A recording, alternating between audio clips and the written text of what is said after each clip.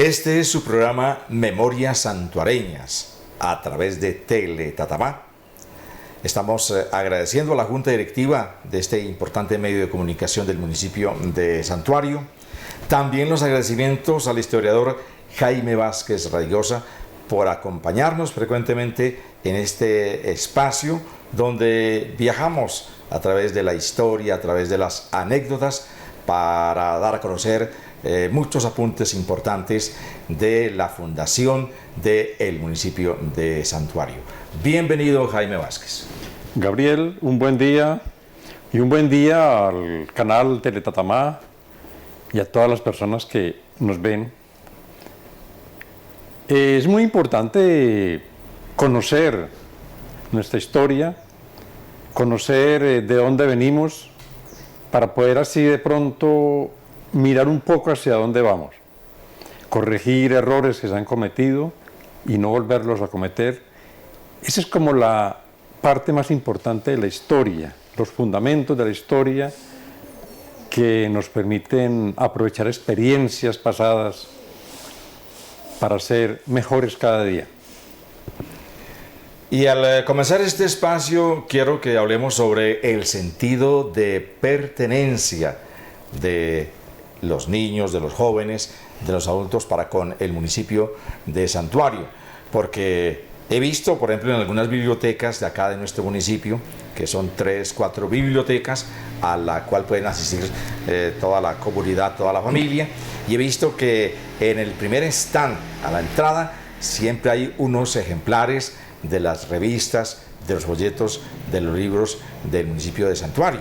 Bueno, eso llama sentido de pertenencia y algo que es de resaltar para que ya el público, para que ya la familia entonces sepa, ve, los libros de Santuario, vamos a prestar este, vamos a adquirir este, vamos a compartirlo, vamos a leer parte de del contenido de estos libros para conocer la historia de nuestro municipio. Entonces, ese, digamos, podría ser parte del sentido de pertenencia. Sentido de pertenencia, más allá de los libros, es reconocernos en cada calle, en cada casa, en cada esquina, en cada rincón de donde vivimos, sea la vereda, sea el pueblo, sea un caserío, sea la región, el departamento. Sentido de pertenencia es que lo que vemos se corresponde con nuestra cultura, con lo que ha sido el desarrollo del entorno que nos vio crecer.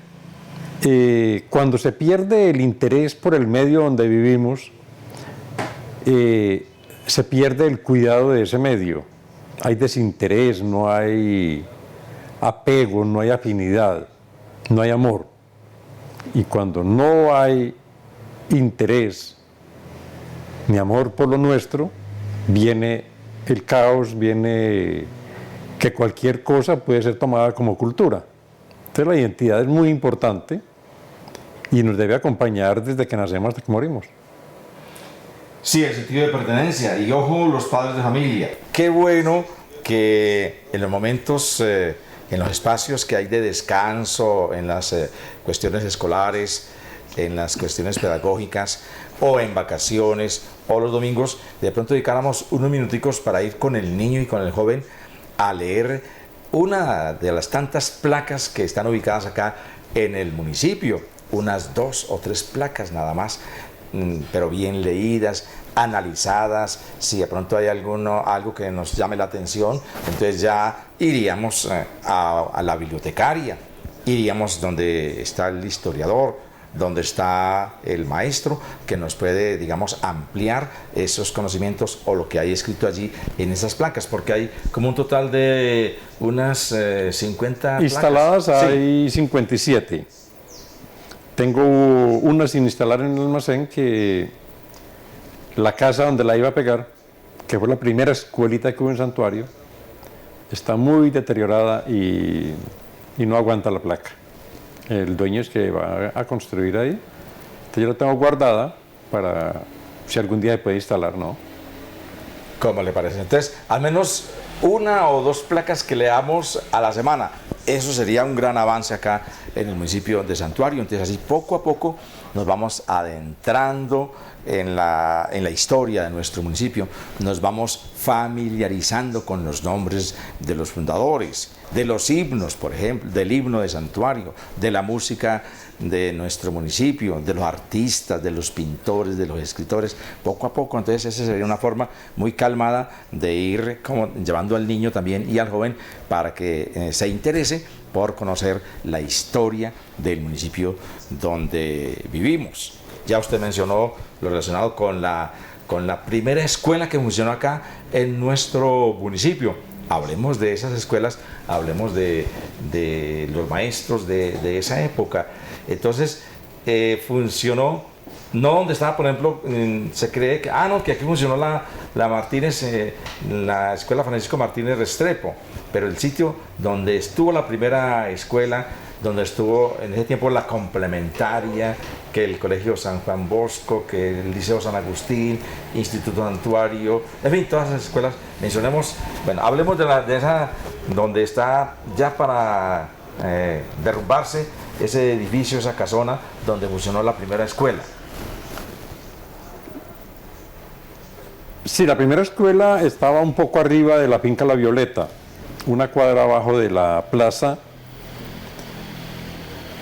la casa que llamaban de las Mesas. Ese era el camino que comunicaba Santuario con Apía. Ahí, doña Matilde Restrepo montó la primera escuela en Santuario, a cambio de lo que le dieran los padres de familia. No era oficial. Hay que tener en cuenta que antes de doña Matilde, ya había un señor, había abierto una escuela ahí, pero por pocos días, y se la dejó doña Matilde. Luego viene Francisco Martínez, que ya tenía experiencia de educador también y familia de educadores, y abre una escuela privada.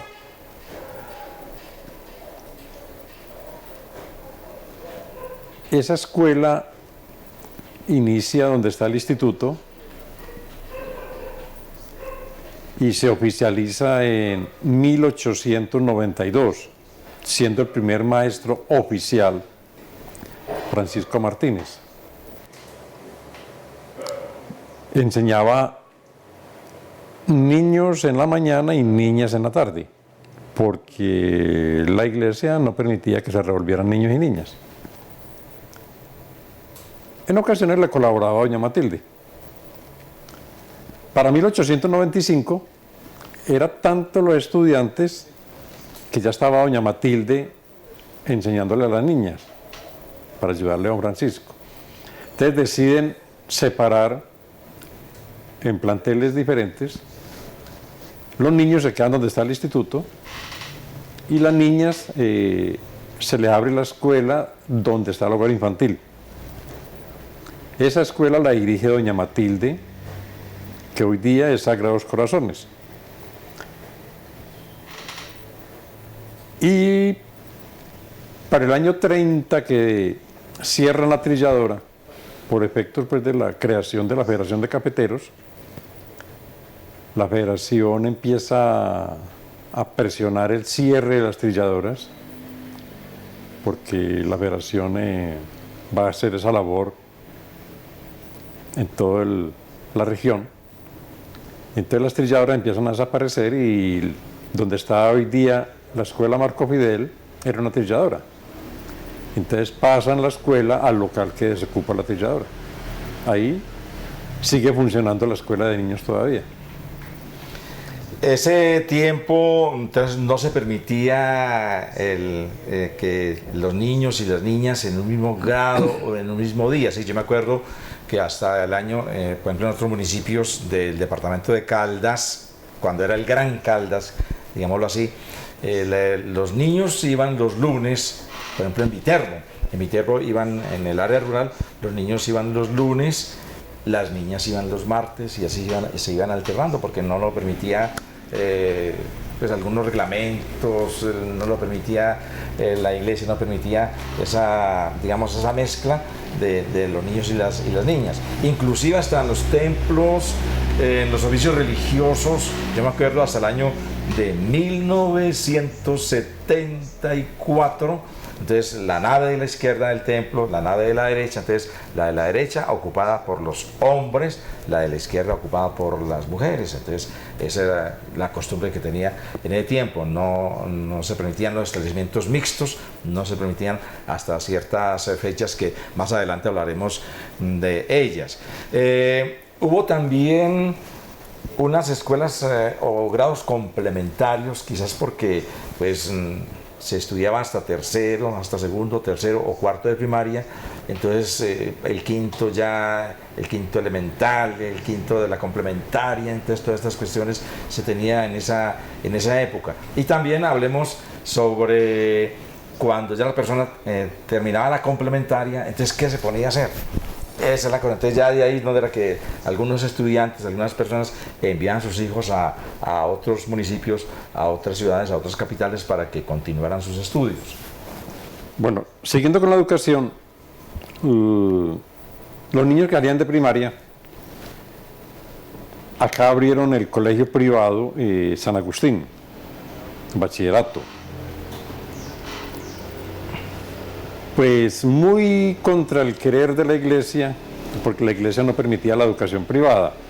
Eso fue producto del concordato que generó, pues, que se firmó luego de la guerra de entre 1884 y 1885, porque antes la educación era laica. Ya a partir de ahí viene la firma del concordato y la iglesia maneja la educación. Entonces acá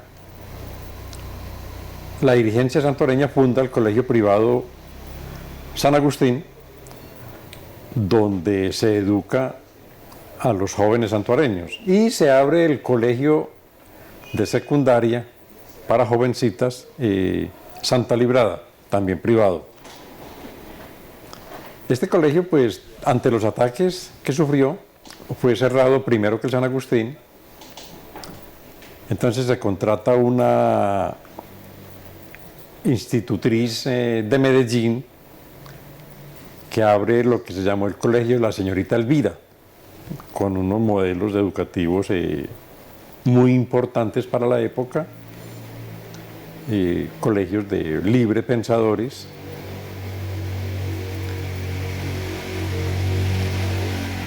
Luego viene ya la parroquia, entonces funda el colegio La Inmaculada Concepción,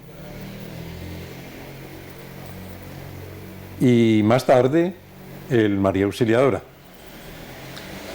Igual después del cierre del colegio de hombres, el Liceo San Agustín, viene el colegio Santuario a llenar espacio. Luego sigue el Indalecio Vélez Pinilla. Luego surge el San Juan Bosco, fundado por la parroquia y regentado por Ramón Elías, que aún vive en Cali, 100 años no más tiene este señor. Ante el cierre de este colegio, primero fue la parroquia, luego fue oficializado y luego cerrado, abre el Instituto Santuario, también, digamos, fundado por don Ramón Mejía Pérez. Y ahí está el María Auxiliadora, el Instituto, la Marco Fidel, Sagrados Corazones. Recordemos que a la Marco Fidel, y por la cantidad de alumnos, le sacaron la escuela Kennedy, que ya la cerraron. Luego le sacaron la Francisco Martínez, que también la cerraron. Ese es como el desarrollo rápido de lo que ha sido la educación en Santuario. Me preguntaba usted por la complementaria, sí, muy importante. En ese tiempo la primaria era hasta el cuarto grado, 4 años. Los que salían de primaria, entonces acá en Santuario, antes de que existiera el SENA y tantas instituciones de capacitación que hay, aquí en Santuario por sugerencia del sindicato obrero y la Sociedad de Mejoras Públicas. Entonces se creó una escuela llamada La Complementaria, que como su nombre lo dice, complementaba los estudios de la primaria, con 2 grados de preparatoria para el bachillerato y 2 años en artes y oficios. Entonces había, el que entrara ahí tenía que optar por un oficio: carpintería, ebanistería, zapatería, talabartería, barbería, peluquería, que eran los oficios de la época, y ahí se preparaba esta gente, también en construcción, y digamos fue el gran generador de toda esta cantidad de mano de obra que se tuvo en Santuario, y zapateros que conocimos nosotros se prepararon ahí, carpinteros, ebanistas, salieron de esa escuela a trabajar acá en Santuario y a trabajar en otros municipios, en otras regiones del país. Fue un centro muy importante, como le digo, mucho antes de que se pensara en el SENA. Aquí hubo una escuela de artes y oficios muy importante, bien dotada, que la acabó la violencia política del 48. Y regresando al año de 1896, esas primeras maestras o primeros maestros laboraban por cuenta propia, ayudaban a los padres de familia con la manutención, con algún dinerito para el sueldo del maestro, porque no eran nombrados oficialmente. No, ya después de Francisco Martínez todos los maestros eran nombrados, excepto muchos que empezaron en escuelas privadas en el sector rural.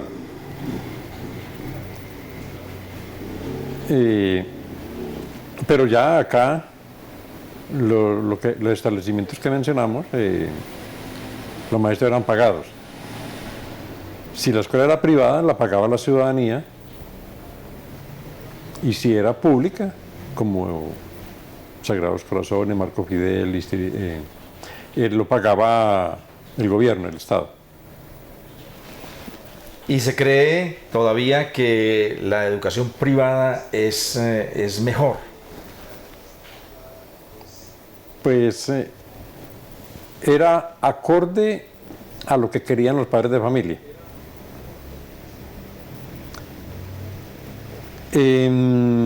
Hoy día eso está muy reevaluado y vemos que planteles públicos han superado incluso a planteles privados que tradicionalmente se creían de gran calidad. Ya eso está reevaluado, y eso es por igual. El problema, digamos, de la educación pública es un modelo para todo el país, y Colombia es un país de regiones, entonces no responde a la necesidad de cada región.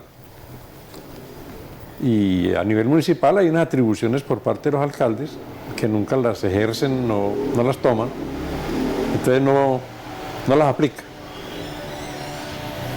Y seguimos con la educación.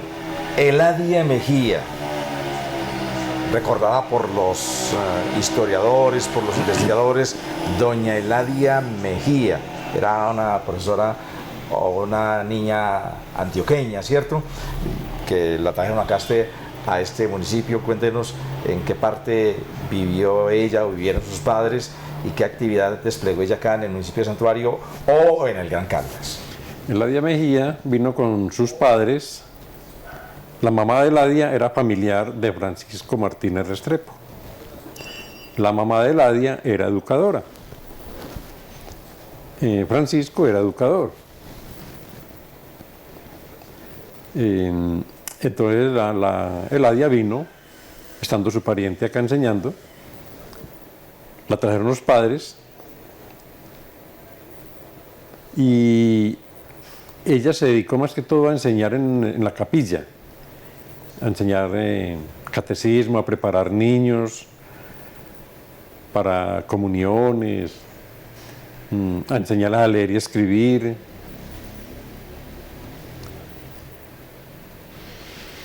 Luego vino una misión redentorista Eladia vino muy niña.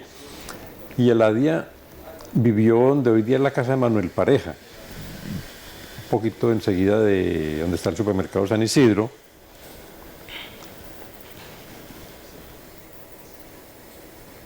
Se dedicó a enseñar en la iglesia, en el templo. Y luego por 1911, 12, vino una misión redentorista y vinieron unas religiosas. Ella quería participar de esa comunidad religiosa y se fue con ellas. Vistió los hábitos y siguió enseñando. De Colombia pasó a Centroamérica, Salvador, Guatemala y fue a México. Siempre desarrollando labor educativa. En México el presidente empezó una persecución contra sacerdotes y religiosas católicas. Entonces ella tuvo que optar por dejar los hábitos y seguir con el magisterio o salirse de México. Pues se quedó en México dejando los hábitos. Además tenía un problema también con la comunidad religiosa porque el papá había tenido un pequeño problema y le estaban pidiendo que dejara la comunidad. Entonces ya dejó los hábitos y se dedicó a enseñar en México. Y en ese tiempo que estuvo enseñando en Colombia, Centroamérica y México, ella fundó 143 escuelas por autoconstrucción. Y siempre dejaba un tutor de los más avanzados que ella había preparado para pasar a otra zona donde no había escuela. Y ella murió en Manizales. Pero parte de su niñez, su juventud fue en Santuario, que es lo que yo anoto de su paso por Santuario, porque no quiero que se borre esa huella de una persona tan importante. Sí, yo viendo la televisión hace poco en Bogotá, oí mencionar escuela Eladia Mejía, ¿cómo le parece? Hay una escuela de Eladia Mejía en Bogotá. Hay varios en el país. Imagínense, allí en Dos Quebradas también hay una escuela que lleva su nombre. Reconocimientos y condecoraciones, ella tuvo por cantidades, menciones, porque fue de bastante prestigio. La enviaban a esas veredas, a las partes más lejanas de las cordilleras, a fundar esas escuelas con los convites o mingas que llamaban en ese tiempo. Sí, la labor de ella fue reconocida por la ONU, quien la condecoró. El Congreso de Colombia le dio la Cruz de Boyacá. El gobierno de Manizales creó la Orden Eladia Mejía para premiar a los docentes distinguidos. Hay varias instituciones que llevan su nombre. Y debo anotar algo curioso. Yo pegué esta placa en la casa de don Manuel Pareja sobre el paso de Eladia por Santuario y lo que había hecho en el mundo. Y alguien le tomó una foto y la mandó a Támesis. Y me escriben de la alcaldía de Támesis diciéndome que cómo hacían para tener esa placa en Támesis, que allá la gente no sabía de Eladia Mejía, que se habían dado cuenta que donde está la Casa de la Cultura de Támesis, que tiene no me acuerdo el nombre, hace muchos años fue la escuela Eladia Mejía, pero le quitaron el nombre y le pusieron Casa de la Cultura, otro nombre raro ahí. Y que estaban averiguando dónde había nacido en Támesis. Cosas tan elementales en su pueblo de origen. Me pareció curioso que aquí se recuerde una persona de esas y en el pueblo donde ella nació, no. Esa es la identidad y es lo que hay que tratar de rescatar, ¿no? La identidad, claro que sí, qué maravilla este espacio de las memorias santuareñas. Ahora hablemos sobre las trilladoras. Estas funcionaron en la gran mayoría de Antioquia, de Antioquia la Grande, de ese Caldas en ese tiempo. Entonces funcionaron en estos municipios. Estas trilladoras porque pues estos municipios eran netamente cafeteros. Sí hay que tener en cuenta que las vías de comunicación pues dificultaban mover el café a larga distancia para trilla. Entonces trilladoras, Francisco Jaramillo y su hijo montaron trilladoras en Belalcázar, Napía. Donde está la escuela Marco Fidel, la edificación que había ahí la construyó Francisco Jaramillo, que fue el fundador de la Virginia, pero por contrato con el municipio, para una trilladora de café. Y para poderle poner energía, se construyó el acueducto del nivel, para mover la planta y darle agua al pueblo también, de paso. Pensaban hacer 2 labores con esa agua. Pues vieron que no era tan viable montarle la planta a esa agua. Y entonces montaron la planta bajo el mapa. Pero ahí funcionó la trilladora de café. Acá donde estaba la compra de café de los Carmona, un joven pereirano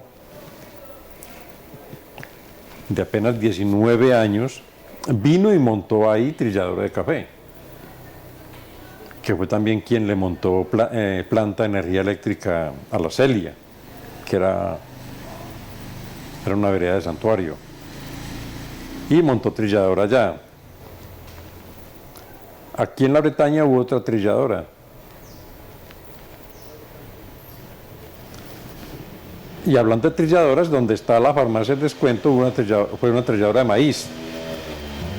Ya no de café, sino de maíz, porque era otro producto que Santuario sacaba y utilizaban el maíz trillado, el salvado. Recordemos que el salvado era para alimentar animales. Con la creación de la Federación de Cafeteros, que se creó para comerciar el café, básicamente. Entonces vino el monopolio en el comercio y en la trilla y en todo el proceso del café, y entonces empezaron a cerrar las trilladoras. Santuario tenía 4 trilladoras en la década del 20, y ya en el 30 se empezaron a cerrar las trilladoras, quedando cesante toda la cantidad de mano de obra que se empleaba allí. La mano de obra era más que todo mujeres. Era femenina en el caso de la escogencia del café, pero también había mucho hombre que era el que cargaba, empacaba, que descargaban las mulas, que cargaban las mulas con el café para el puerto de la Virginia, para embarcar el café para Estados Unidos. Era mucha la gente, hombres y mujeres, que trabajaban en las trilladoras. Y ahora que usted mencionó a Francisco Jaramillo Ochoa, recuerdo que en ese tiempo, o he leído que en ese tiempo se donaban o se otorgaban unos lotes, por ejemplo, a don Eladio Cortés Lenis, al mismo Francisco Jaramillo Ochoa, a Mateo Granada, también a don Alejandro Uribe, como que el gobierno les donó unos lotes. Más que donación, eran remates. Eso los tenían que pagar. Eran remates de rentas o de baldíos que hacía la nación para obtener fondos. Y don Alejandro Uribe, por ejemplo, fue uno de los que se hizo a toda la parte de la Esmeralda Planes, que luego Colono, que llegaba y no tenía dónde ubicarse, él le asignaba un lote. Bueno, mijo, ubíquese ahí y me lo paga un día de estos. Y ubicó mucha gente, pero lo querían tanto, sin mirar el color político, porque don Alejandro grandes extensiones las fue partiendo en pedacitos para ubicar colonos que llegaban, que no tenían dónde aterrizar. Eladio también se hizo a tierras, Francisco Jaramillo y muchos otros. Francisco Jaramillo Ochoa, a ver, ¿qué papel desempeñó acá en el municipio de Santuario? Bueno, agricultor, caficultor, industrial, don Francisco. Bueno, don Francisco, él estudió en la Escuela de Minas de Medellín. Tenía minas en la zona de Marmato, igual que Alejandro Uribe. Ellos eran grandes amigos y digamos que don Alejandro Uribe lo que aprendió de minería lo aprendió de Francisco Jaramillo. Con la violencia en la zona Marmato, Río Sucio, Quinchía, la violencia liberal conservadora, Francisco Jaramillo se fue para Manizales. Don Alejandro Uribe se vino para Santuario. Pero se vino mucho primero don Francisco Jaramillo. Y Francisco Jaramillo pues se hizo a tierras planas aquí en el valle entre el Mapa y el Risaralda, mediante remates de rentas, y empezó a adecuarlas para ganadería.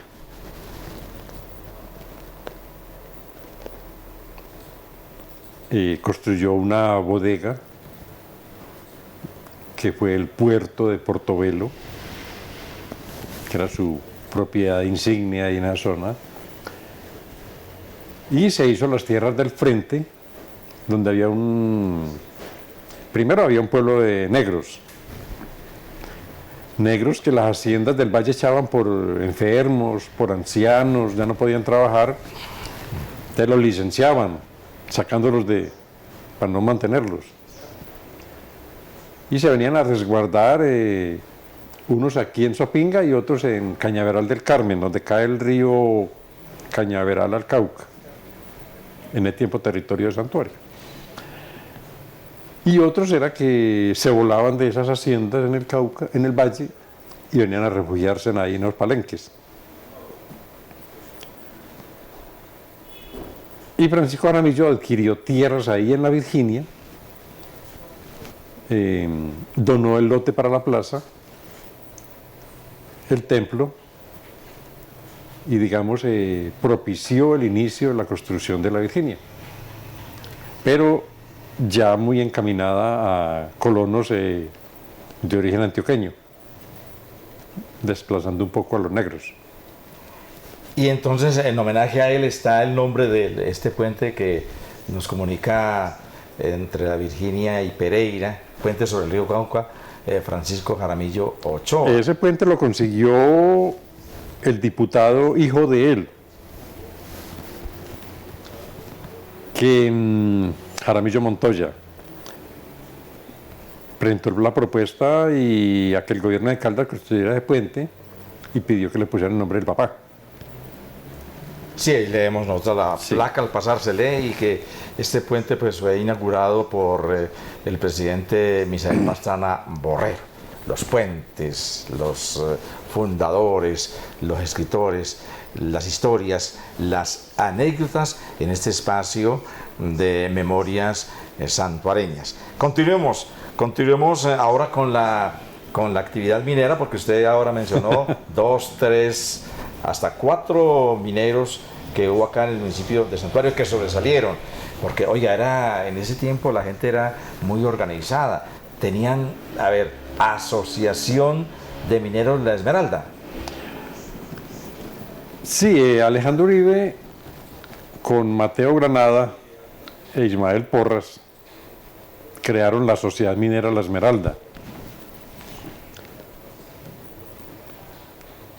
Alejandro Uribe, su conocimiento de minería, se caminó el territorio de Santuario y ubicó varios puentes mineros. A él se le debe, por ejemplo, la mina de Paredes, que la abrió y la puso a trabajar. A él se le debe la mina de Oro Fino, que la trabajó algún tiempo muy corto, luego la abandonó. La mina de Campamento, sobre la Quebrada del Infierno, también fue trabajo de Alejandro Uribe. Y ya lo dijo usted, la mina La Esmeralda, ahí está el socavón, que esa mina, esas minas, lo que estaba trabajando en minería en Santuario, aparece por la década del 20 pagando impuesto en Manizales, se llamaba impuesto de estaca. En la década del 30 aparecen pagando impuesto por la minería en Santuario. Y empezando la década del 40 todavía pagaban impuesto en Manizales. Lo cual me lleva a mí a pensar de que ellos no iban a pagar impuestos si no estaba produciendo. Esas minas tenían que haber producido algo para pagar impuestos hasta la década del 40, empezar la década del 40. Ya lo dije que la mina de Orbino fue abandonada porque era mina de aluvión y a Alejandro le gustaba la mina de Filón. Con la violencia política al minero de Campamento, de la familia de los García, del cantante Ángel, de esa familia, a él lo hirieron, les robaron el oro y la mina fue abandonada. Igual pasó con la mina La Esmeralda, atacaron al minero, le robaron lo que tenía y tuvo que huir. Y los mineros, pues Alejandro Uribe tuvo que huir de Santuario, que le iban a matar.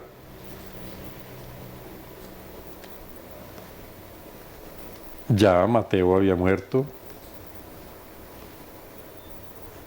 Ese es como el fin de la minería en Santuario, menos mal. Sí, y nuestro municipio muy rico en minas. A ver, se dice que ahí hubo una mina de sal por el sector de Peñablancas, de ahí el nombre también de Calichal, de pronto de roca caliza o algo así importante. Oro fino, de ahí su nombre, por encontrar este mineral de oro, y lo mismo que la Esmeralda. Sí es cierto de que hubo una mina de sal. La mina de sal estaba ubicada en territorio de lo que hoy día corresponde ya a la Celia. Pero hay que pensar que la Celia fue corregimiento, primero fue vereda y luego fue corregimiento de Santuario hasta 1959, hasta hace poco. Habían unas minas de sal en la zona de La Martinica, La Rica y San Agustín. Las minas están, o sea, las fuentes saladas están. Y eso se trabajó desde la época indígena. Luego los colonos igual la trabajaron. Por ejemplo, esa mina la tuvo alquilada Basilio Hidalgo, que aparece como el secretario de la Junta Fundadora de Santuario.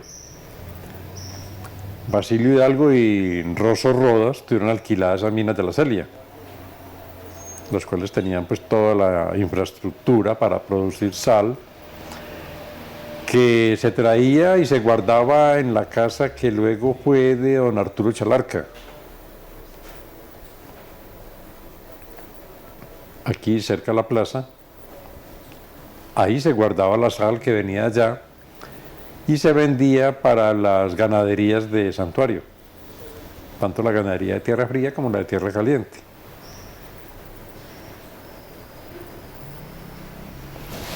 Y ahora hablemos acerca de los caminos, porque pues existieron unos caminos principales, unos caminos de mayor importancia y que eran las únicas vías que había para la comunicación de las gentes, de los corregimientos, de las veredas, de estas aldeas, para comunicarse con la Virginia, para ir a Pereira, para ir a Manizales y otras regiones del país. Únicamente los caminos que se les decía caminos reales, ¿cierto?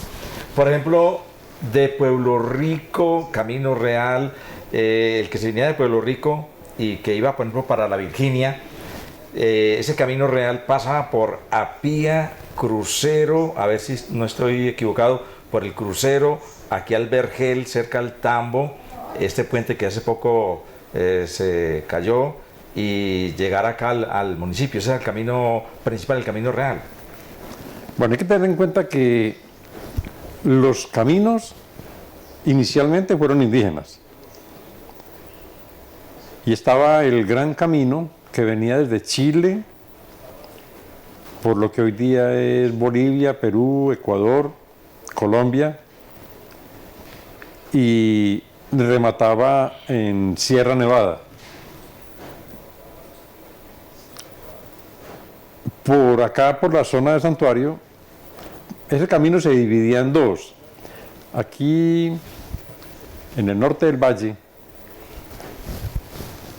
por el lado de Marsella, hay un rápido del río Cauca. El rápido de los Chapetones lo pusieron porque ahí los españoles no sabían de eso. Y nadando el río, los cogió ese rápido y casi se mueren ahí. Ahí el camino se dividía en dos. Uno seguía por este costado occidental, por donde está Santuario. Y el otro cruzaba el río,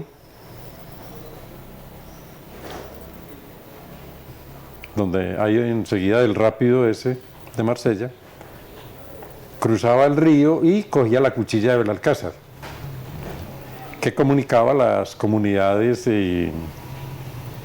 Umbra, Quimbaya y el sur de Antioquia, el suroriente de Antioquia. Y por acá pasaba el otro camino, que aquí se dividía hacia Belén, el centro Umbra, un ramal subía la cordillera y volteaba hacia Tadó, zona minera indígena, y seguía hacia Antioquia. En Antioquia han destapado ya varios tramos de ese camino, empedrado, muy amplio, muy bonito. Digamos casi igual al que se puede observar en Cusco. Pero el camino pasaba por acá. Aquí en Santuario, específicamente, habían dos ramales. El uno se venía bordeando el río Cañaveral. Pasaba por donde hoy día está Villanueva. Ahí está el camino. Cruzaba a lo que es la Linda. Salía Alto Barcinal, La Esmeralda, Planes y encontraba con este camino de acá. El otro ramal cruzaba el río Cañaveral, cerca donde está la hacienda Zabaletas, subía por el río Monos, la laguna, que se llamaba la laguna de Guancuma, Pueblo Vano, Santuario, y volvía y seguía el tramo. Esa era esa ruta de esos... Esa es la ruta indígenas. Sí. Cuando llegan los españoles por ese camino en 1536, cruza Pascual de Andagoya. Es el primer español que se mete por ese camino indígena hacia lo que era el Viejo Caldas, lo que fue luego el Viejo Caldas, en el tiempo era Cauca. Luego lo cruzan, por ahí entra el capitán Hernández, enviado por Robledo, a mirar las tierras del Chocó. Él se mete por el lado de Mistrató y cruza hacia donde está más o menos, Santa Cecilia. Ese camino los españoles lo convierten, lo llaman ya el Camino Real del Cauca, pero no es que lo hubieran abierto los españoles, el camino era indígena. Y el entramado de caminos que tenían los indígenas era impresionante. Se dice que en esta zona central acá habitaban alrededor de 8 millones de indígenas y andaban a pie. Así que eran verdaderas autopistas para andar a pie. Por eso los españoles pudieron entrar caballos, porque en mucha parte de esos caminos los caballos podían entrar.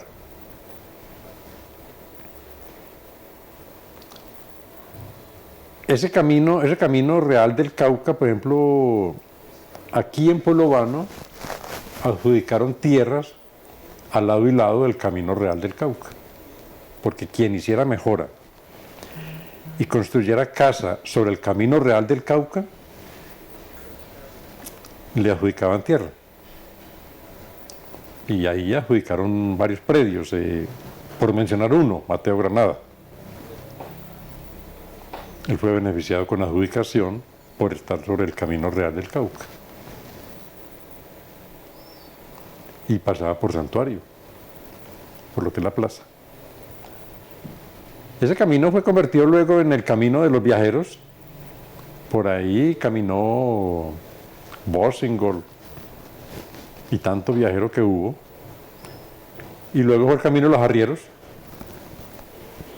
Que es por ejemplo, pasa por Santuario, de Corozal a la Bretaña, también fue Camino Real, hasta la Bretaña. Y ahí, pues, lógicamente, No.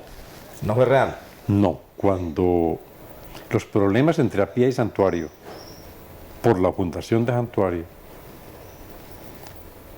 fueron tan fuertes que los santuareños decidieron abrir camino diferente al de Apía. Y entonces abrieron camino por Corozal a la Bretaña, subieron al Cedral, cruzaron a Peralonso y bajaron al río Totuí. Por eso la primera fonda de todas las fondas que tuvo Santuario, la primera fue Peralonso. De Peralonso. Porque ese era el camino que sacaba la gran parte de la mercancía y abastecía a Santuario, para no pasar a Apía en Serma. Porque en Apía no sentían cómodos los santuareños pasando por ahí. Entonces abrieron camino propio por acá para abajo, pero no bordeando el río, sino subiendo por Peralonso. Y esa fue la razón de ese camino ahí. No, el camino real bajaba por Crucetas a Mapa. Ese era el camino. Ese era el camino real. Sí. Ahí subía a Pueblo Vano. Sí. A propósito de Peralonso, he leído sobre, pues, la primera fonda que fue fundada, digamos, o administrada, o el dueño fue don Fernando Alonso Pérez. De pronto, de ahí surge el nombre de Peralonso. Pues primero llamó la fonda, luego le pusieron la paila. Exacto, sí. Después tuvo otro nombre que en este momento me escapa. Y por el año 30, que vuelve a subir el gobierno conservador, liberal, disculpa, el Consejo de Santuario y la dirigencia de Santuario, recordemos que le dedicó el parque a Rafael Uribe Uribe. Y entonces le cambió el nombre a Peralonso por Peralonso, recordando la batalla de Peralonso en Santander, donde fueron derrotados los liberales en la guerra de los 1000 días. Coincide con Fernando Alonso Pérez. Esa es, sí. Pérez Alonso. Pero básicamente las memorias de don Alejandro dicen que en recuerdo de la batalla de Peralonso. Bien.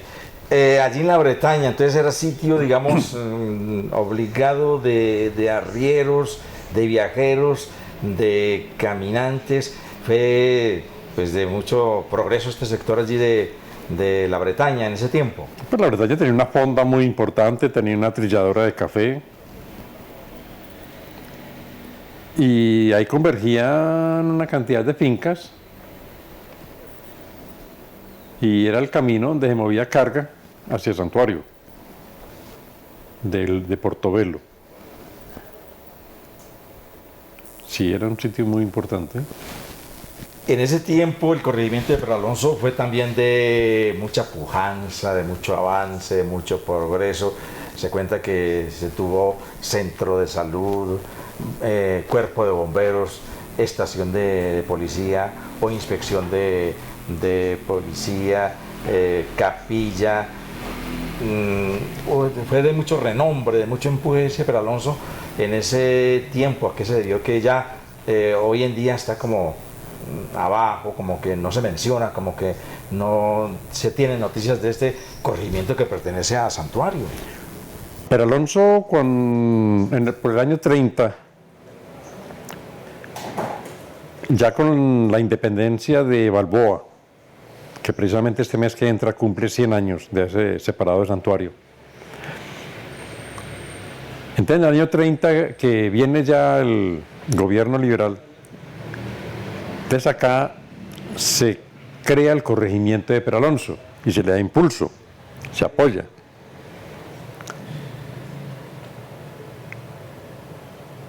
Luego,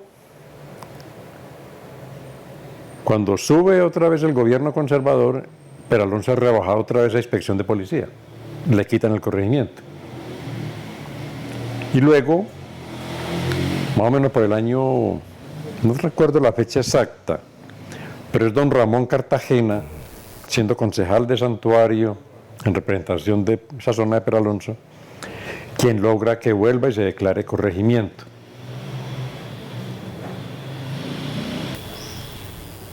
Pero la dirigencia de Santuario impulsó mucho a Peralonso. Incluso hay una anécdota que un dirigente conservador de acá, en el año 31, fue a hacer política a Peralonso, un exalcalde, ex primer notario. Fue a hacer política conservadora a Peralonso y se fue lanza en ristre contra los liberales de Peralonso. Y lo mataron. Allá lo mataron.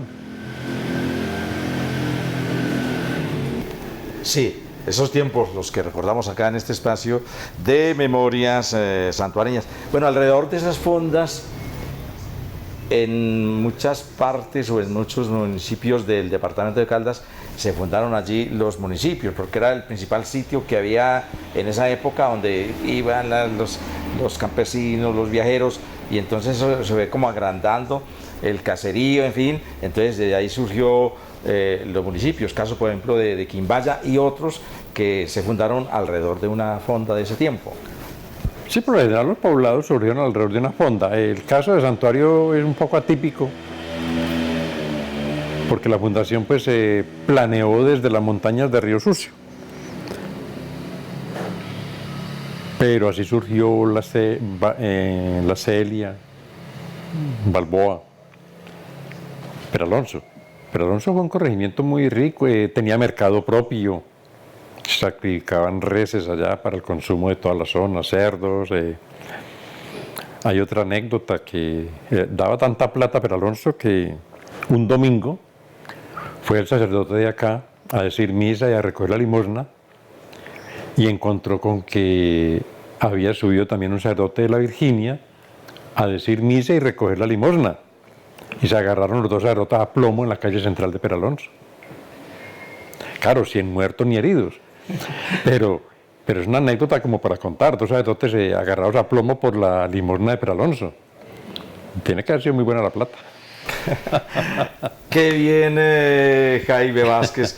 Le agradecemos altamente siempre su compañía en este espacio de Memorias Santareñas y esperen otros capítulos, esperen otros programas para que sigamos contando la historia, el avance, los acontecimientos de este querido municipio, la perla del Tatamá, en el espacio, en el programa de Memorias Santuareñas.